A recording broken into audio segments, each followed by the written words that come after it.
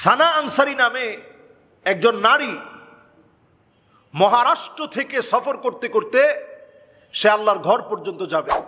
আমাদের এক ভাই জানতে চেয়েছে যে পায়ে হেঁটে হজ করার জন্যে গাইবান্ধা সদুল্লাপুরের আলম আলী নামে একজন এবং ভারতের একজন মহিলা পায়ে হেঁটে যাচ্ছে হজ করার জন্যে, ইসলাম এ ব্যাপারে উৎসাহ প্রদান করে কিনা এ বিষয়ে জানতে চাই। আমরা ইদানিং এই সময়টাতে দেখতে পাচ্ছি প্রতি বছরই কেউ না কেউ হজ করার জন্য পায়ে হেঁটে যাচ্ছে এবং মিডিয়াতে এটা খুব ফলাও করে প্রচার করা হচ্ছে। যেখানেই যাচ্ছে সেই জায়গাতে সংবর্ধনা দেওয়া হচ্ছে, যেই জায়গায় যাচ্ছে সেখানেই তাদেরকে ফুল দিয়ে ফুলের শুভেচ্ছা জানানো হচ্ছে। এই ফুলের শুভেচ্ছা দেওয়ার কারণে প্রত্যেকটা জায়গায় তারা সমাদৃত হচ্ছে। এটা ইসলাম কতটা সমর্থন করে এ ব্যাপারে মাসআলা কি? আমরা দেখেছি প্রথমে শিহাব চত্বর থেকে শুরু করে আমাদের নাঙ্গলকোটের আলিফ মাহমুদ এবং সেই ধারাবাহিকতা এখনও কিন্তু বাংলাদেশ থেকে রওনা হয়েছে। আমাদের বাংলাদেশের একজন বলা যায় বয়স্ক মানুষ আলম আলী নামে এক ব্যক্তি, সদুল্লাপুর থানার গাইবান্ধা জেলার আলম আলী নামের এই ব্যক্তি, সে পায়ে হেঁটে অলরেডি যাত্রা শুরু করেছে। প্রতিদিন মিনিমাম 25 কিলোমিটারের উপরে আপনাকে হাঁটতে হবে। এই স্ট্রিমিনা কিন্তু আপনার প্রয়োজন। যেই কষ্টটা আপনি করবেন আল্লাহর জন্য করা, এই কষ্টটুকুন আপনার জন্য করা বৈধ হচ্ছে কিনা, সওয়াবের কারণ হচ্ছে কিনা, এটা আমাদের প্রত্যেকের আমলে নেওয়া উচিত। কেউ করছে এজন্য আমাকে করতে হবে, বাংলাদেশের পতাকাকে উড্ডীন করতে হবে, এই দায়িত্ব ইবাদতের ক্ষেত্রে আল্লাহ রাব্বুল আলামিন আমাকে আপনাকে দেননি। এক্ষেত্রে একটি সহিহ হাদিস আমি আপনাদের খেদমতে পেশ করতে চাই। উকবা বিন আমির রাদিয়াল্লাহু তাআলা আনহুর বোন, উনার ব্যাপারে নবীজি সাল্লাল্লাহু আলাইহি সাল্লামের কাছে এসে প্রশ্ন করা হলো, আন্না উকবা ইবনে আমির আতান নবী সাল্লাল্লাহু আলাইহি ওয়াসাল্লাম। উকবা বিন আমির রাদিয়াল্লাহু তাআলা আনহু নবীজি সাল্লাল্লাহু আলাইহি সাল্লামের কাছে আসলেন। এসে আল্লাহর হাবিব মুহাম্মদ সাল্লাল্লাহু আলাইহি ওয়াসাল্লামের কাছে প্রশ্ন করলেন। ফাযাকারা আন্না উখতাহু নাযারাত আন তামশিয়া ইলাল বাইত। আল্লাহর ঘর হজ করার জন্য আল্লাহর ঘরে যাবে, এই যাওয়ার পথে হেঁটে হেঁটে পায়ে হেঁটে যাবে। আমাদের দেশের মতো এত দূর থেকে সেই সময়ের পথ মারিয়ে যাওয়ার কথা আমি বলছি না, এত দূর না। আমাদের দেশ থেকে এই 8000 কিলোমিটারের লম্বা পথ পরিক্রমা পাড়ি দিয়ে যেতে হবে। এত লম্বা পথের কথা সেই সময়ের কথা নয়, অল্প পথ আসবে। তারপরেও নবীজি সাল্লাল্লাহু আলাইহি সাল্লাম বললেন, মুর উখতাকা আন তারকাব।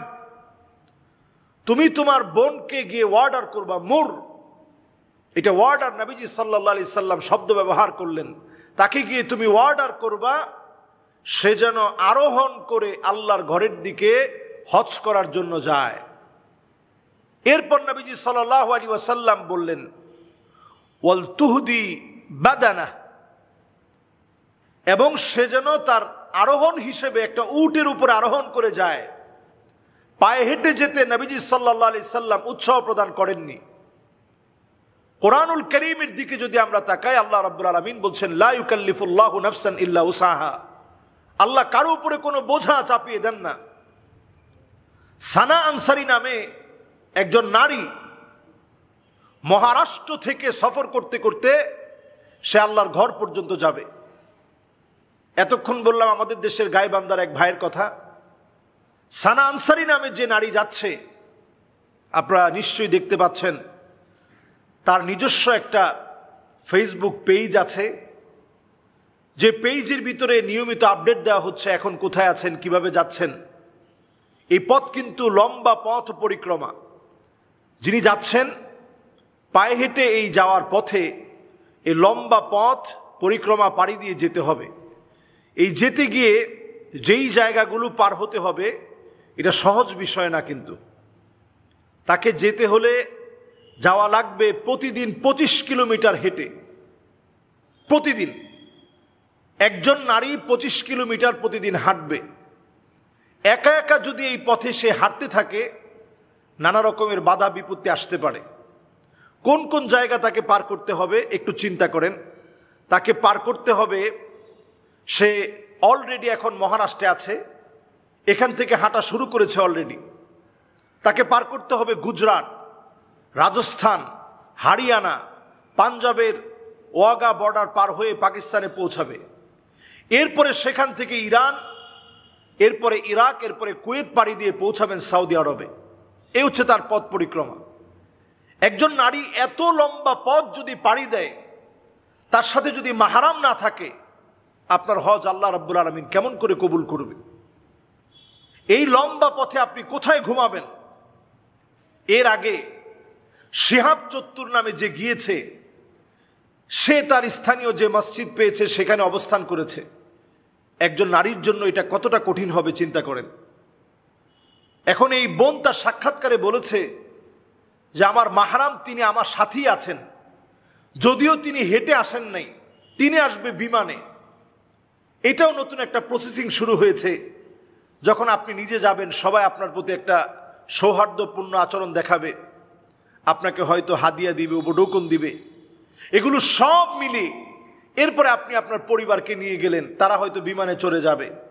এই বিষয়গুলো ইসলাম আসলে, যদিও আপনি পায়ে হেঁটে গেলে আপনি নারী হিসেবে এটা আপনি অবশ্যই আপনার মাহরামের প্রয়োজন। মাহরাম ছাড়া কোনোভাবেই একজন নারীর পথ, কখনো পথ পরিক্রমা সহজ হতে পারে না। মাহরাম ছাড়া এই হজ আল্লাহর কাছে কবুল হবে না। এই জন্য যারাই আমরা এই জাতীয় নিয়ত করতেছি, দেখবেন আগামী বছর আমাদের বাংলাদেশের কোনো নারী সেও সাহস করবে যে আমাকেও হজ পায়ে হেঁটে করা লাগবে। আগে আমরা যেমন দেখতাম বিভিন্ন জন ফেমাস হওয়ার জন্য, গিনিস ওয়ার্ল্ড বুকে নাম লেখানোর জন্য অনেক কিছু করছে, অনেক পাগলামি মানুষ করত, লম্বা নখ রাখা, লম্বা চুল রাখা, এমনকি মানুষের নিজের গোসল টোসল সব বাদ দিয়ে নানা রকমের একটা উদ্ভট জীবন যাপন করা, এগুলোর মধ্য দিয়ে মানুষ ফেমাস হওয়ার চেষ্টা করত। এখনকার এই সময়ে এসে আমরা দেখতেছি অনেকে ইসলামকে বিক্রি করে, ইসলামকে সামনে রেখে ফেমাস হওয়ার চেষ্টা করে। আল্লাহ রাব্বুল আলামিন হজ তো আপনার উপরে ফরজই করে নাই। যদি আপনার সামর্থ্য না থাকে, সামর্থ্য যখন আসবে তখন আপনাকে হজ করতে হবে। সামর্থ্যের বাহিরে আল্লাহ রাব্বুল আলামিন কারো উপরে হজকে চাপিয়ে দেন না। কাজী সানা আনসারী সহ যতজনই পায়ে হেঁটে হজ করার জন্য চিন্তা ভাবনা করছেন, আপনাদের প্রত্যেকের ভাবা উচিত এই কাজটা আমার জন্য এই কষ্টটা সওয়াবের কারণ হবে কিনা। ওমর রাদিয়াল্লাহু তাআলা আনহু খ্রিস্টান একজন পাদ্রীর দিকে তাকায় তিনি কাঁদলেন যাহারে, এই লোকটার এত কষ্ট আল্লাহর কাছে কোনো মূল্য হিসাবে আল্লাহর কাছে গৃহীত হবে না। অনেক সময় আমরা এই কষ্টগুলো করি, এগুলো আল্লাহ রাব্বুল আলামিনের কাছে কোনো সম্মানের কারণ হবে না। এই জন্য এই বোন যেখানেই যাচ্ছে, অনেকে তাকে লাল গালিচা সংবর্ধনা দিচ্ছে, এরপরে তাকে ফুল দিয়ে সুসজ্জিত করা হচ্ছে, এবং সবাই দেখা যাচ্ছে যে ছেলে, তার সঙ্গে অনেকগুলো ছেলে একত্রিত হয়ে হাঁটছে। এই সব বিষয়গুলো ইসলাম কিন্তু সমর্থন করে না। এজন্য আমাদেরকে প্রত্যেকটা কাজ করার আগে সতর্ক হয়ে ইসলামের সমর্থন সওয়াবের কারণ কিনা এই সব বিষয়গুলো আমাকে চিন্তা ভাবনা করে এরপরে কাজ করতে হবে।